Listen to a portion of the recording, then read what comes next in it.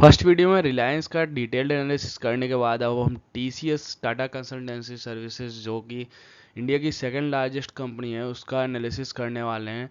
एक detailed analysis करेंगे और समझेंगे कि हमें इसमें इन्वेस्ट करना चाहिए कि नहीं करना चाहिए। Long term short term purpose से टीसीएस कंपनी कैसी है, क्या करती है, कैसे हैं फाइनेंशियल रिकॉर्ड्स। अगर आपने चैनल को अभी तक सब्सक्राइब नहीं किया है तो चैनल को सब्सक्राइब कर लीजिए इसी तरह के अच्छे से डिटेल्ड एनालिसिस की वीडियोस पाने के लिए और फटाफट अपडेट पाने के लिए related to stock market and business. आपका स्वागत है हमारे चैनल हेलो पैसा में। तो चलिए बात करते हैं टीसीएस के बारे में। टीसीएस आखिर करती क्या है, टीसीएस क्या चीज़ क्या है। ये आईटी कंपनी की सबसे दिग्गज कंपनी है इंडिया में आईटी सेक्टर में, जो कि 1968 में इस्टेब्लिश हुई थी। और ये इंडिया की नंबर 1 आईटी कंपनी है, जो कि टाटा सन्स की सब्सिडियरी कंपनी है। सेकेंड लार्जेस्ट कंपनी है ऑफ इंडिया, मतलब रिलायंस फर्स्ट नंबर पे, सेकेंड नंबर पे मार्केट कैप के हिसाब से टीसीएस है। पहले ही बताया कि टाटा सन्स की सब्सिडियरी है, मतलब टाटा सन्स इसके ऑनर है, मेजर स्टेक होल्डर हैं। K Kirtivardhan CEO of the company, मतलब chief executive officer of the company है। ये कंपनी और 50 कंट्री में काम करती है, अपना बिजनेस करती है। और 2004 में एनएससी और बीएससी, मतलब इंडिया की जो स्टॉक मार्केट एक्सचेंज है उस पर लिस्ट हुई थी। सिक्स्थ लार्जेस्ट कंपनी है, sorry, in IT sector over the world. Microsoft, Google, Accenture, उसके बाद सबसे बड़ी कंपनी टीसीएस आती है जो 6 नंबर पे अभी इंडिया की फर्स्ट कंपनी है, मतलब आईटी सेक्टर में नंबर 1 पे। और ओवर दी अगर वर्ल्ड की बात करें तो छठे नंबर पे आती है।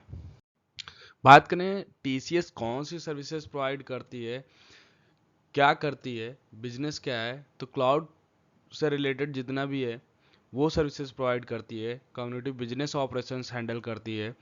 कंसल्टिंग का वर्क करती है, जो कि बहुत ही बड़ा इसका एक बिजनेस का पार्ट है।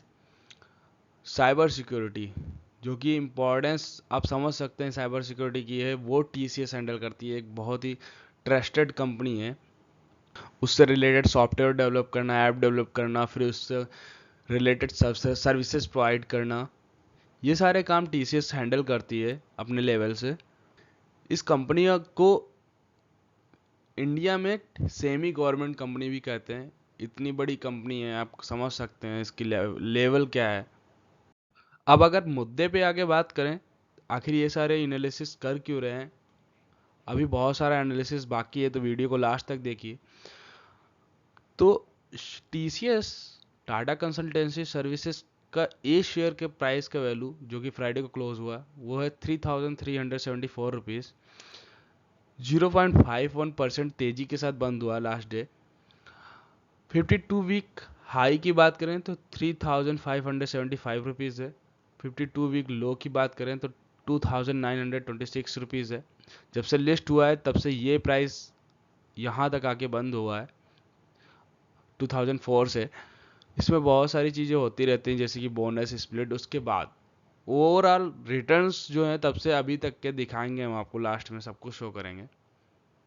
चलिए बात करते हैं कंपनी के फंडामेंटल्स की पॉइंट्स की, जिसके बेसिस पे हमें ये पता चलेगा कि इसका वैल्यूएशन कैसा है, परफॉर्मेंस ओवर द ईयर्स कैसा है, और कंपनी में कितना पोटेंशियल है। तो रिलायंस के बाद सेकेंड नंबर पे आती है। रिलायंस का 17-18 ट्रिलियन मार्केट कैप है, इसका 12-13 ट्रिलियन। ये सारा मार्केट कैप कैसे इवेल्युएट हो रहा है, वो उसके शेयर प्राइस से हो रहा है। यहाँ पे देख सकते हैं 12 ट्रिलियन मतलब 12,28,362 करोड़ जो इसका मार्केट कैप है। P, price to earning ratio 28.08 है। Price to book value ratio 13.59। Industry P 26.25, मतलब लगभग सेम ही है पी रेशियो और इंडस्ट्री पी। डेप्ट टू इक्विटी मतलब जीरो कह सकते हैं, 0.09। जो कि ये कभी भी पे करके इसको जीरो कर सकती है। ROE रिटर्न ऑन इक्विटी 57.68%, देख सकते हैं आप, बहुत ही अच्छा है। EPS earning per share 119.55, dividend yield 3.43%, मतलब ओवर द ईयर 3.43%, 3.43% ये आपको डिविडेंड के फॉर्म में पैसा आपके अकाउंट में भेज देती है, आपके पास अगर शेयर है तो। बुक वैल्यू 247.01, और फेस वैल्यू की बात करें तो ₹1, मतलब जो शेयर प्राइस का फेस वैल्यू है ₹1 है। अब बात करें इसके फाइनेंशियल रिकॉर्ड्स की, तो क्वार्टरली यहाँ पे हम देखेंगे पहले, फिर एनुअली भी देखेंगे। तो हम देख रहे हैं जून 22 से जून 23 तक का। जून 22 में 53,000 करोड़ इसका रेवेन्यू था, जो कि लगातार इंक्रीज होते हुए जून 23 में 60,000 प्लस रेवेन्यू पहुंच गया है। एक अच्छा सा इंक्रीमेंट देखने को मिल रहा है इसके फाइनेंशियल्स, मतलब टोटल इनकम में। एक्सपेंसेस, सिमिलरली एक्सपेंसेस भी बढ़ेंगे अगर आपका रेवेन्यू बढ़ रहा है तो। 40,000 से 45,000 हो गया। बात करते हैं इसका प्रॉफिट, जो कि मेन है। तो प्रॉफिट आफ्टर टैक्स की बात करें, जो कि आप यहाँ पे देख सकते हैं 9,400 प्लस था जून 22 में, और स्लाइटली इंक्रीज होते होते 11,000 प्लस पहुंच चुका है। मतलब कि आप लगातार देख रहे हैं, अगर रेवेन्यू बढ़ रहा है तो एक्सपेंसेस बढ़ रहे हैं, और एक्सपेंसेस बढ़ रहे हैं तो उसी के साथ साथ हमारा प्रॉफिट भी बढ़ रहा है। क्वार्टरली लास्ट सितंबर, मतलब लास्ट क्वार्टर से देखें, थोड़ा सा स्लाइटली नीचे चला गया है जो प्रॉफिट है। 11,392 करोड़ था मार्च 23 में, जो कि जून में 11,074 हो गया है। थोड़ा बहुत -2.79% जो है वो डिक्रीज हुआ है। इसमें कोई प्रॉब्लम नहीं है, इतना ऊंचा नीचे लगा रहता है, ये मार्केट है, ये बिजनेस है। अभी ओवर द ईयर देखेंगे तो आपको समझ में आ जाएगा। अब ईयरली देखेंगे तो इंक्रीमेंट ही देखने को मिलेगा। नेट प्रॉफिट मार्जिन की बात करें, जो कि जून 22 में था 17.70, और वो बढ़ के पहुंच चुका है 18.22। लास्ट क्वार्टर में 18.88 था, क्योंकि आपको पता ही है, पहले ही बता दिया कि प्रॉफिट थोड़ा सा नीचे आ गए हैं, और रेवेन्यू रेवेन्यू में आपको ग्रोथ देखने को मिल रही, मतलब एक्सपेंसेस बढ़े हैं यहाँ पे, जिसकी वजह से यहाँ पे प्रॉफिट पे इम्पैक्ट देखने को मिल रहा है। ईपीएस की बात करें तो ईपीएस, जो कि अर्निंग पर शेयर, मायने रखता है। अगर आप फंडामेंटल फाइनेंशियल रिकॉर्ड्स देख रहे हैं, 25.90 था, जो कि इंक्रीज होके 30.26 पहुंच चुका है, कि बहुत अच्छा खासा जंप देखने को मिल रहा है एक साल के अंदर। लास्ट क्वार्टर में 31.14 था, तो थोड़ा सा डिक्रीमेंट देखने को मिला है, लेकिन ओवर द ईयर देखेंगे और आप लॉन्ग टर्म पर्पज से देखेंगे तो कोई भी इसमें इतना प्रॉब्लम नहीं है। तो जो फाइनेंशियल रिकॉर्ड्स यहाँ पे आ रहे हैं वो बहुत ही स्ट्रांग है कंपनी के, और बहुत अच्छा खासा बिजनेस कर रही है।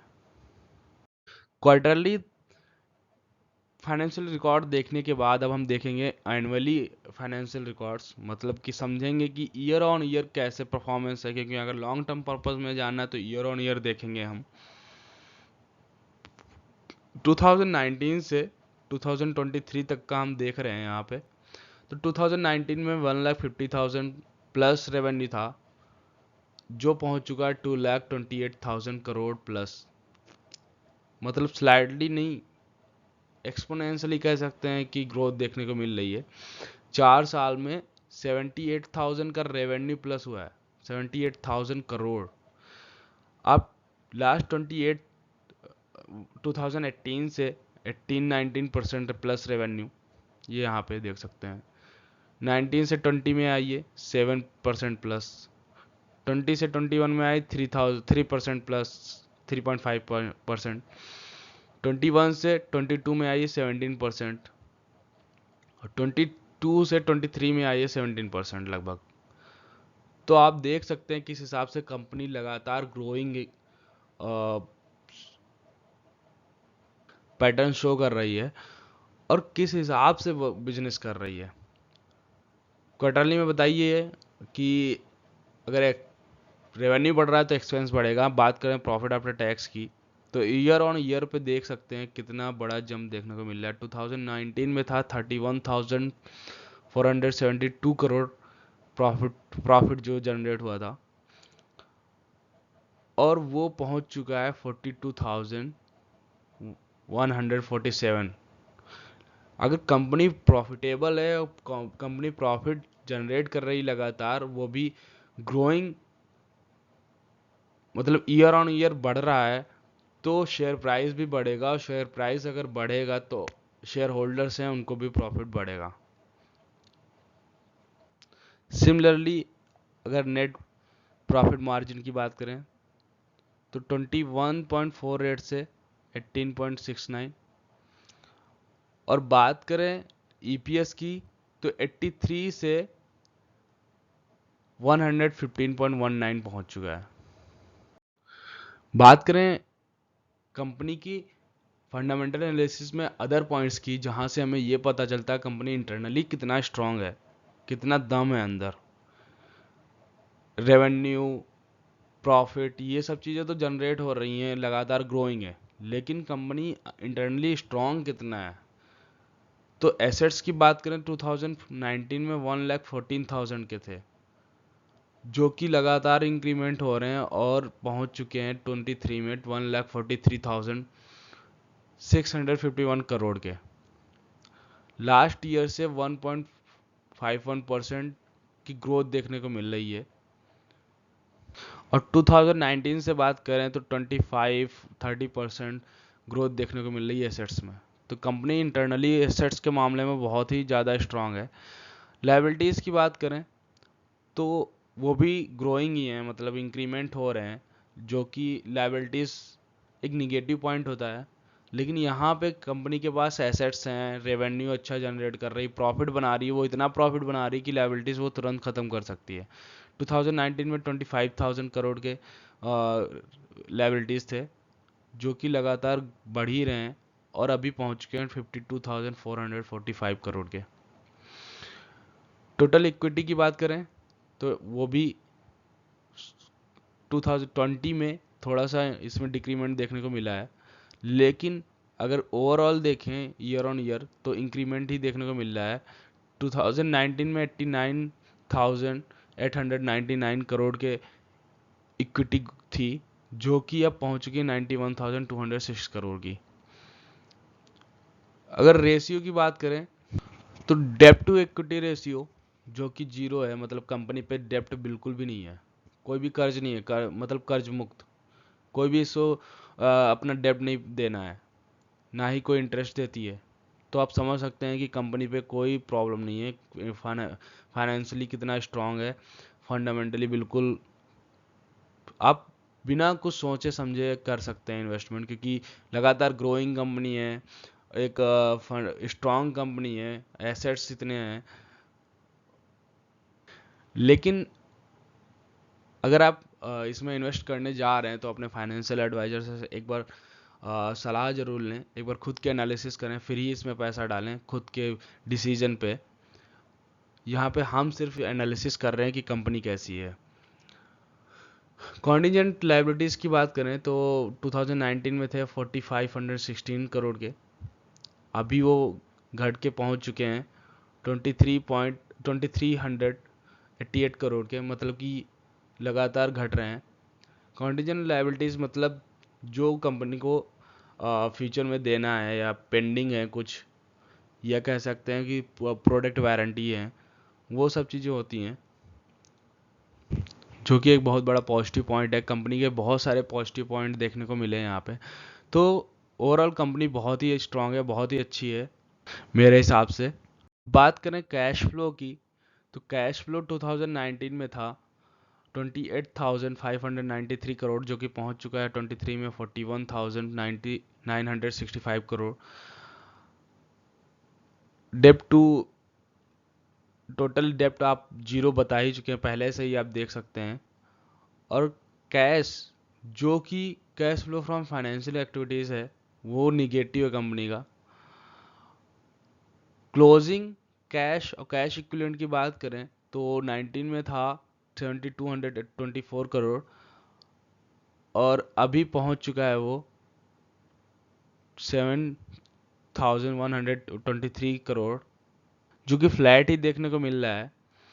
ये डिपेंड करता है ऑपरेशंस पे और जो बिजनेस कर रही है कंपनी, क्योंकि लास्ट ईयर में 12,488 करोड़ था। कंपनी के पास जितना ही कैश होता है वो सारा एक पॉजिटिव पॉइंट बनाता है कि कंपनी कितना कैश जनरेट कर रही है, कितना कंपनी के पास इंस्टेंट ऑपरेशंस के लिए पैसे हैं। तो ओवरऑल यहाँ पे फ्लैट देखने को मिल रहा है, तो लेकिन कंपनी के पास कैश फ्लो अच्छा खासा है। बात करें स्टेक होल्डर्स की, तो प्रमोटर्स के पास 72.30% कंपनी का स्टेक है।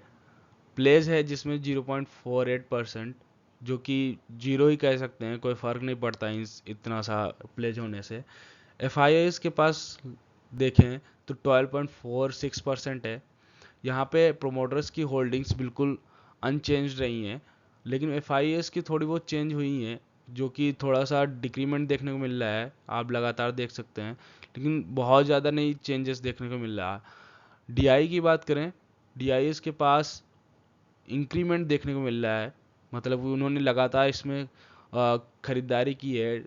अगर सितंबर 22 में 8.50 थी, जो कि 9.75 पहुंच चुकी है। म्यूचुअल फंड्स में, उसमें से म्यूचुअल फंड्स में भी देखें तो सितंबर 2022 में 3.34% थी, जो कि जून 23 में 3.48 है। मतलब लगातार उन्होंने भी खरीदारी की है।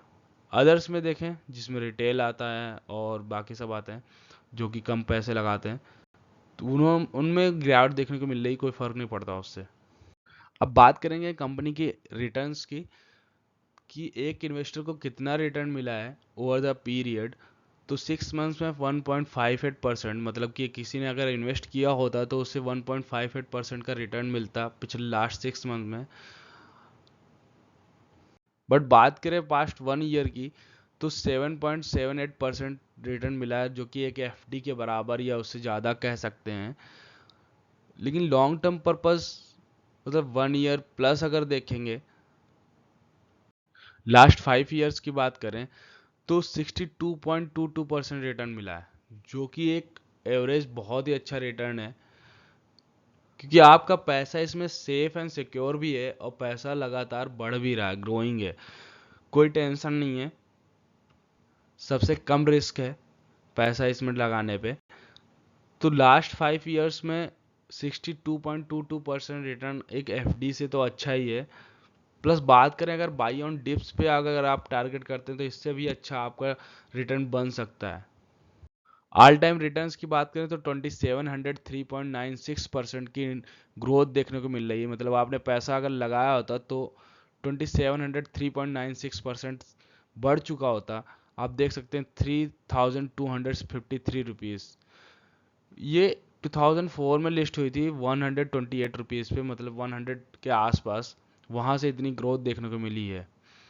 तो ओवर द पीरियड आप देख सकते हैं कितना अच्छा खासा जंप देखने को मिल रहा है, ग्रोइंग लगातार कंपनी है यहाँ पे। अगर करंट में बात करें तो अभी ये कल की न्यूज़ है कि कंपनी ने TCS extends contract with Dutch insurance provider Athora networks. एक पॉजिटिव न्यूज़ है। एक डील जो कंपनी लगातार लेके चल रही थी, बिजनेस कर रही थी किसी अथोरा नेटवर्क्स के साथ में, उसको एक्सटेंड किया है और आगे भी वो डील चलती रहेगी, बिजनेस उससे लगातार चलता रहेगा। एक पॉजिटिव पॉइंट है जिसकी वजह से कंपनी में एक पॉजिटिव सेंटीमेंट देखने को मिला था और कंपनी का शेयर प्राइस पॉजिटिव बंद हुआ था। अगर बात करें कंपनी के चार्ट पैटर्न की, तो कंपनी का चार्ट पैटर्न जिस हिसाब से चल रहा है उस हिसाब से अब लगातार ये ग्रोइंग स्टेट में है, मतलब बढ़ता जा रहा है छोटे मोटे अप्स एंड डाउन्स के साथ में। अभी एक यहाँ पे ट्रायंगल पैटर्न बनना है, अगर ये इसको ब्रेक करता है तो एक अच्छा खासा मूव देखने को मिल सकता है। बात करें सपोर्ट एंड रेजिस्टेंस की, तो अभी प्राइस चल रहा है 3,379 रुपीज़, और सपोर्ट अभी यहाँ पे लास्ट लो कह सकते हैं उस दिन का, फ्राइडे का, 3,355 रुपीज़। और रेजिस्टेंस की बात करें तो हाई उस दिन का कह सकते हैं 3,412 रुपीज़, जो कि लास्ट वीक हाई रहा है। उसके बाद अगर इसको ब्रेक करता है तो ये फिर से रेजिस्टेंस फेस करेगा 3,466 रुपीज़ पे। उसको ब्रेक करेगा तो एक अच्छा मूव देखने को मिल सकता है अपवर्ड साइड में। अभी तो इस प्राइस जो है इस शेयर का वो अपवर्ड मूव में ही चल रहा है, लेकिन अगर इसको ब्रेक करेगा तो एक अच्छा मूव देखने को मिल सकता है। अगर इस सपोर्ट को ब्रेक करता है तो नीचे की तरफ ये और भी आ सकता है। 200 मूविंग एवरेज अब फ्लैट होने के बाद अब ऊपर की तरफ मतलब अपवर्ड ट्रेंड में जा रहा है, जो कि एक पॉजिटिव साइन है। और पिछले लास्ट 6 मंथ्स का अगर ट्रेंड लाइन देखें तो वो भी एक अपवर्ड मूव में है, वो भी एक पॉजिटिव पॉइंट जोड़ता है कंपनी के स्टॉक प्राइस में। अगर बात करें यहाँ पे एनालिस्ट रिकमेंडेशंस की, कि यहाँ पे एनालिस्ट अपना क्या रिकमेंडेशन देते हैं, क्या राय देते हैं, तो 43 एनालिस्ट ने अपनी रिकमेंडेशंस दी हैं, जिसमें स्ट्रॉन्ग बाई होल्ड पे देखें तो 34 एनालिस्ट ने अपनी राय दी है, और बाकी 9 जो एनालिस्ट हैं उन्होंने सेल या स्ट्रॉन्ग सेल पे बात की है। स्ट्रॉन्ग सेल पे तो 2 ही लोग हैं। तो ओवरऑल देखें तो पॉजिटिव सेंटीमेंट है, क्योंकि मेजर एनालिस्ट जो हैं वो बाई या होल्ड की तरफ हैं। बाकी डिपेंड करता है आपके एनालिसिस, आपके डिसीजंस पे, आपके गट्स पे, कि आप कैसे यहाँ पे स्टॉक को देखते हैं। आई होप आपको ये वीडियो किसी भी डिसीजन लेने के लिए हेल्पफुल लगा होगा।